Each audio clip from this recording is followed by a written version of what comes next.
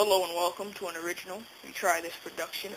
Today I'll be offering my GML lesson number 5, teaching you about how we're going to make a platformer engine in GameMaker. This platformer engine will use a variety of different codes, and I thought this was the best way to teach parts of GML by having you experience making the parts actually work, like H-speed and V-speed and all that stuff. So this is assuming you already have experience with GameMaker, but don't know a lot about GML. So you'll be using this player object, player sprite. He has two different sprites. He has two different sub-images in the same sprite. One of them facing right, the other one facing left. Image 0 is him right.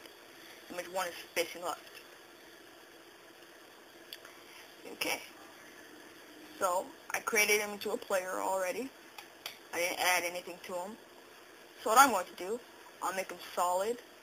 Let's just create some code for him, some basic code. And create event, execute code, image underscore speed equals 0. Image speed is a built-in variable that will set his image speed to 0. Since he has two sub-images, and his first image is him facing the right, it'll be frozen on the version of him facing right. So when the game starts, and when he's created, he'll be facing the right direction instead of the left. Okay. Now it's a simple process. Now let's go create a script. I should organize this more. This script, we'll call it Basic Platformer. Okay, we're going to be creating some basic things such as movements, jumping, and some other cool things, so I can best teach you how to use GML if you get first-hand experience on it. So, the first thing we're going to do is we're going to create gravity for the player. I made him solid, as you saw earlier, so we'll use gravity. So I'll put gravity code. This is how you add a comment. It won't actually appear. So, the gravity code is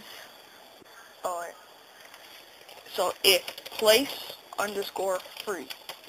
This would basically mean, this is basically the check empty action in drag and drop. It's basically the check empty action. So it checks if a place is free. Since we'll be executing this in the player, it'll check if a place is free in the player object. So if place underscore free, x comma y plus 1. So if your place is free, so it doesn't matter the x coordinate on your player, but the y coordinate plus 1, which is below him. X comma y plus 1. So use brackets. Gravity equals 0.5. So it'll set the gravity to 0.5 if there's a place free. Else gravity equals 0. So if a place isn't free, the gravity will be equal to 0. Okay, and this is at any given moment here, so let's put a space. This is at any given moment, so gravity underscore direction equals 270. So this is at any given moment, the gravity is equal to 270. The gravity direction is equal to 270. So we have our gravity code here. Now we're going to make our movement code. So add a comment. Let's call it left movement. We'll do a left. So call it left movement. Let's do if keyboard underscore check underscore press. So it'll check if we press a key. Visual key underscore left. So it'll check if we press the left key. If keyboard underscore check press VK underscore left, it'll check if we press the left key. Then right underscore index equals SPR underscore player. So what this will do, it'll make the sprite SPR underscore player. it'll make the sprite SPR_player. This is like a chain sprite action. It changes the sprite into SPR_player, or it makes sure it is SPR_player. Image_index equals 1. This is basically the sub-image, so it'll change the sub-image to image 1, which is the version of him facing left, right here.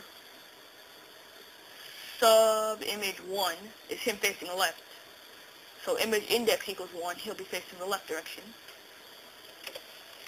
Image_speed equals 0, so he'll move to the left, he'll change sprites to the left direction. He'll change sub-images to the left direction. Then he'll set the image speed back to 0, so he'll stay on the left direction. And we'll also add hspeed equals -6. You might already know this, but negative is used for left directions when using hspeed or move 6. So we have hspeed equals -6. And that's pretty easy. So let's set the right movement. I didn't rush through this. So we can just copy paste this. You really don't have to. We can just copy paste. Save some time, I guess. Let's change this to VK right. Leave this. Change this to 0 and hspeed 6. 6 is used to deal with right movement. And this time we change the image index to 0. So it'll take sub-image number 0 as the sprite. And sub-image 0 is him facing the right direction. This one. Everything else is the same. See, we also need to add our no movement code. So I find it easier, so we can save that for now. I find it easier just to do this. It saves time instead of typing the whole thing. Just key release left and key release right. That's just me though. Execute code. hspeed equals 0. I don't know why, it just saves time. Key release right, hspeed equals 0. Just copy and paste it. And that's pretty easy to do.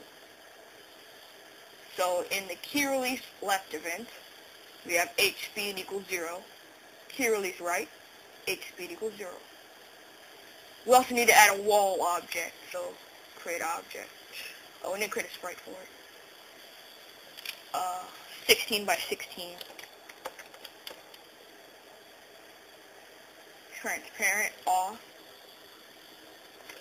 And obj_wall. I might run out of time, but so make it a solid. And let's see. Make it a solid. Okay, now let's just go back to our player object. Let's just add a collision with the wall. Should we do...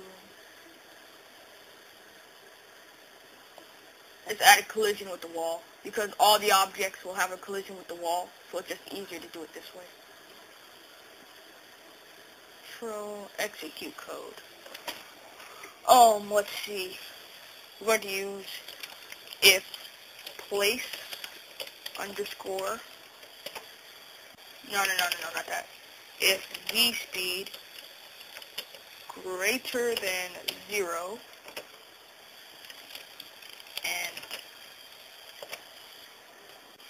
and exclamation mark. The exclamation mark means not. So not place underscore free x comma y plus vSpeed